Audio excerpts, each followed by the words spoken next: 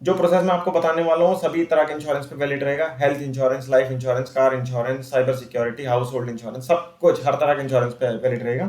तो सारा process same रहेगा, सुन लीजिएगा। तो सबसे पहले क्लेम रिजेक्ट होने के बाद आपको सबसे पहले तो अपना एक रिजेक्शन लेटर लेना है कंपनी से। रिजेक्शन लेटर कैसे मिलेगा? आप जनरली जब आपका क्लेम रिजेक्ट होता है ऑटोमेटिकली आपकी रजिस्टर्ड ईमेल आईडी पे आ जाएगा।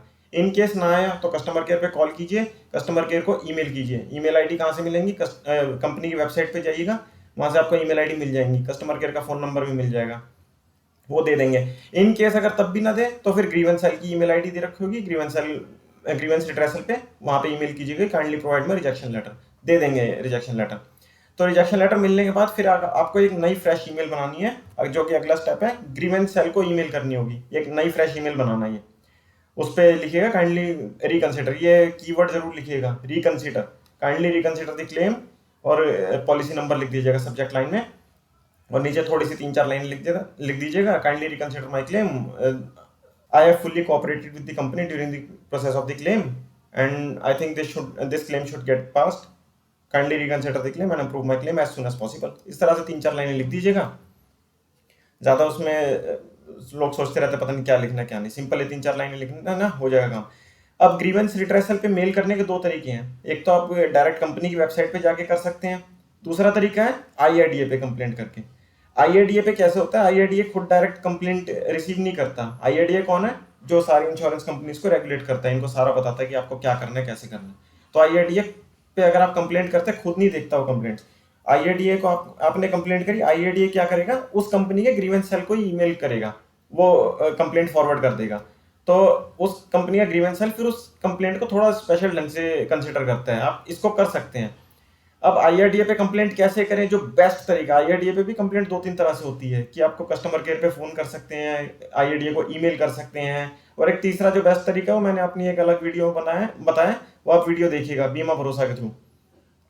तो बीमा भरोसा की एक प्रॉपर वीडियो है, डिस्क्रिप्शन में लिंक दे दूंगा मैं, उसमें जाके आप देखिएगा किस तरह से आईआरडीए से आप कंप्लेंट कर सकते हैं और कंपनी पे बेटर अपनी कंप्लेंट को आगे प्रोसेस करवा सकते हैं। तो आपको ग्रीवेंस सेल से जवाब मिल जाएगा, क्योंकि आईआरडीए पे आप कंप्लेंट करते हो तो 15 डेज की टाइमलाइन मिल जाती है कंपनी को कि 15 डेज के अंदर तो उनके ग्रीवेंस सेल को जवाब देना ही है। हो सकता है आप अगर डायरेक्ट ईमेल कर रहे हैं कंपनी को, कंपनी उस चीज को इतना ध्यान करे ना करे, 15 दिन हो गए, 20 दिन, 1 महीना, 2 महीना जवाब ही ना दे, आप रिमाइंड करे जा रहे हो, ईमेल रिमाइंडर डाले जा रहे हो, लेकिन कंपनी नहीं जवाब दे रही, क्या कर सकते हो? कोई उनका गला थोड़ी पकड़ोगे वहां जाके। तो इसलिए आईआरडीए पे मेल करें, आईआरडीए उनका गला पकड़ता है फिर 15 दिन में। 15 दिन के अंदर कंप्लेंट का जवाब आ जाएगा, कंप्लेंट क्लेम पास करेगी, रिजेक्ट करेगी। 99% से ज़्यादा चांस है कि कंप्लेंट दोबारा रिजेक्ट होगी, वो आपका क्लेम दोबारा रिजेक्ट होगा। आईआरडीए के थ्रू भी ऐसा ही होता है। अगर किसी किसी केस में हो सकता है पास हो जाए, मोस्टली आपका केस रिजेक्ट ही होगा। तो अब अगला प्रोसेस क्या है? अब अगला प्रोसेस है ओम्बड्समैन पे जाना। इंश्योरेंस ओम्बड्समैन पे कैसे कंप्लेंट होती है, क्या उसका पूरा प्रोसीजर है, लेटर वगैरह सब कुछ मैंने सारा अलग से 2-3 वीडियोस मैंने बता रखी हैं। तो मेरे चैनल पे आपको वीडियोस मिल जाएंगी, डिस्क्रिप्शन में भी लिंक दे दूंगा, आप इजीली देख सकते हो। पूरा प्रोसेस एक्सप्लेन है इन डिटेल सब कुछ। फिर ओम्बड्समैन पे आपने कंप्लेंट करी, ओम्बड्समैन पे क्या होता है, 5-6 महीने एटलीस्ट टाइम लगेगा। देखो सरकारी ऑफिस है, 5-6 महीने, 7-8 महीने भी लग सकते हैं। अगर किसी किसी को ज़्यादा जल्दी होती है, जी मैंने कंप्लेंट कर दी, मेरे पास कमेंट आते हैं लोगों के कि 1 महीना हो गया, कुछ पता नहीं लग रहा, 2 महीने। अरे सरकारी ऑफिस है भैया, थोड़ा वेट तो करना पड़ेगा आपको। नहीं कर सकते तो फिर क्या करोगे? कुछ नहीं कर सकते आप गवर्नमेंट का। तो आपको कम से कम 4-6 महीने के लिए तैयारी करनी पड़ेगी। हो सकता है जल्दी भी प्रोसेस हो जाए, किसी किसी के 15-20 दिन में ही प्रोसेस हो जाते हैं, वो किस्मत की बात है, टाइम की बात है। तो अगर ओम्बड्समैन पे आपने कंप्लेंट फाइल की है प्रॉपर डॉक्यूमेंटेशन के साथ, मैंने डॉक्यूमेंटेशन सब बता रखे हैं अगली वीडियो दूसरी वीडियोस में। ओम्बड्समैन पे कंप्लेंट फाइल करने के बाद आपको हियरिंग पे बुलाया जाता है। आपको हियरिंग पे अब हो सकता है वो चौथा स्टेप है ये, आपको हियरिंग में हो सकता है ऑफलाइन भी हो जाए, ऑनलाइन भी हो जाए। देखो पहले ऑनलाइन भी होने लग गई थी हियरिंग, लेकिन क्या होता था, लोगों के हेडफोन में दिक्कत आ रही है, कंप्यूटर नहीं चल रहा, कभी कुछ, वो बड़ी दिक्कत आती है उन लोगों को फिर हैंडल करने में। तो फिर उन्होंने ऑनलाइन मोस्टली बंद ही कर दिया है। अब आपको ऑफलाइन ही बुलाते हैं, वो मना ही कर देते हैं, नहीं ऑनलाइन नहीं होगी, आपको आना ही पड़ेगा ऑफिस। तो आपको ओम्बड्समैन के ऑफिस पे जाके हियरिंग करनी पड़ती है। ओम्बड्समैन सिर्फ एक हियरिंग सुनते हैं, कोर्ट की तरह तारीख पे तारीख नहीं चलती यहाँ पे। सिर्फ एक हियरिंग होती है, उस हियरिंग में ही आपको आर्या पार कर देंगे। या तो वो क्लेम पास, वो यही कहा जाता है ओम्बड्समैन के थ्रू, या तो आपका क्लेम वो कंपनी को कहेंगे रिव्यू में डाल दिया जाएगा कि अगर ओम्बड्समैन को लगता है आपके पॉइंट्स वैलिड हैं तो आपका क्लेम रिव्यू में डल जाएगा। इन केस वो ओम्बड्समैन वही मना कर देगा जी आपको नहीं, ये ठीक, ये क्लेम पास नहीं हो पाएगा। जो भी आपका स्टेट का ओम्बड्समैन है, ओम्बड्समैन की लिस्ट भी पूरी आपको प्रॉपर मिल जाएगी वेबसाइट से, मैंने वो सब चीज बता रखी है वीडियो में, आप देख लीजिएगा। अब इन केस ओम्बड्समैन से पास नहीं हुआ, वहां से भी रिजेक्ट हो गया, तो अब लास्ट ऑप्शन है आपके पास कंज्यूमर कोर्ट। अब कंज्यूमर कोर्ट की प्रोसीडिंग के लिए क्या प्रोसेस होता है वो बता देता हूँ आपको। देखो कंज्यूमर कोर्ट में अगर आपको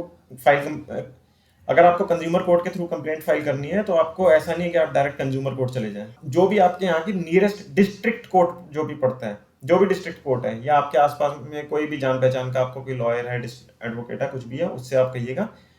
वैसे आपको बता देता हूँ, डिस्ट्रिक्ट कोर्ट में आप जाएंगे, वहाँ पे बहुत सारे लॉयर्स होते हैं, किसी को भी बोलेंगे कंज्यूमर कंप्लेंट फाइल करनी है, मुझे कंज्यूमर कोर्ट जाना है, तो आपको एक 15 डेज का एक लीगल नोटिस बना के देते हैं वो लोग। अब वो कितने का बनता है, कैसे बनता है, वो आपको बता देता हूँ। जनरली आप जब वहां जाएंगे डिस्ट्रिक्ट कोर्ट, वो सबके रेट, वकीलों के आपको पता है रेट उल्टे सीधे होते हैं, कोई 3,000 भी बोलेगा, 4,000, 5,000, 10,000, कुछ भी बोलेंगे वो लोग। लेकिन आपको बता रहा हूँ, फैक्ट बता रहा हूँ, आप वहां पर बोलना जी 500 रुपये दूंगा मैं, हो जाएगा। आपको थोड़ा, आपको खींचतान करनी पड़ेगी, आपको थोड़ा ढूंढना पड़ेगा, मेहनत लगेगी उसमें।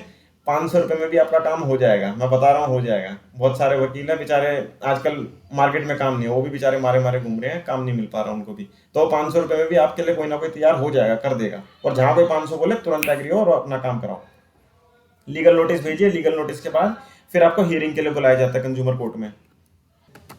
अब बहुत सारे केसेस में क्या होता है कि ये 15 डेज का नोटिस मिलने के बाद कंपनी वैसे ही मान जाती है सेटलमेंट को। आपके पास फोन आ जाता है कंपनी की तरफ से कि आप इतने ले लो, उतने ले लो, फिर वो आपकी आपसी अंडरस्टैंडिंग होगी, आप कितने पे सेटलमेंट करते हो, पूरा क्लेम चाहिए, आधा होता, जो भी है वो आपके ऊपर है। अगर आप कहते हो नहीं हमें आगे लड़ना है, कुछ भी है, तो फिर आपको प्रॉपर कंज्यूमर कोर्ट का प्रोसेस फॉलो करना पड़ेगा, जो कि आपको फिर वही तारीख पे तारीख थोड़ी सी चलती है, यहाँ भी 6 महीने, 4 महीने, 1 साल भी लग सकता है, हो सकता है उससे भी ज़्यादा लग जाए, तो फिर टाइम लग सकता है उसमें। तो आप उस चीज़ को कंसिडर, और खर्चा भी लगेगा। अब वकील को आप हायर करोगे तो फिर उसमें आपको खर्चा भी लगेगा। बाकी आप चाहें तो खुद भी अपना केस लड़ सकते हैं, ऐसे कुछ प्रोविजंस हैं कंज्यूमर कोर्ट में। थोड़ा आप इंटरनेट पे सर्च वगैरह करेंगे, थोड़ा पढ़ेंगे, तो आप खुद भी अपने केस को खुद भी लड़ सकते हैं, जरूरी नहीं आपको वकील ही चाहिए। अब कंज्यूमर कोर्ट में क्या होता है, मोस्टली देखो हमने न्यूज में पढ़ा है, जो भी हमने सुना है अपने तरफ से, 99% ऑफ से ज्यादा केसेस में कंज्यूमर कोर्ट कंज्यूमर के पक्ष में ही फैसले देते हैं, क्योंकि वो प्रो कंज्यूमर होते हैं, क्योंकि वो हमेशा छोटी पार्टी का साथ देते हैं, जो क्योंकि कंपनीज बड़ी पार्टी है, उनके कोई फर्क नहीं पड़ता इन सब चीजों में, जो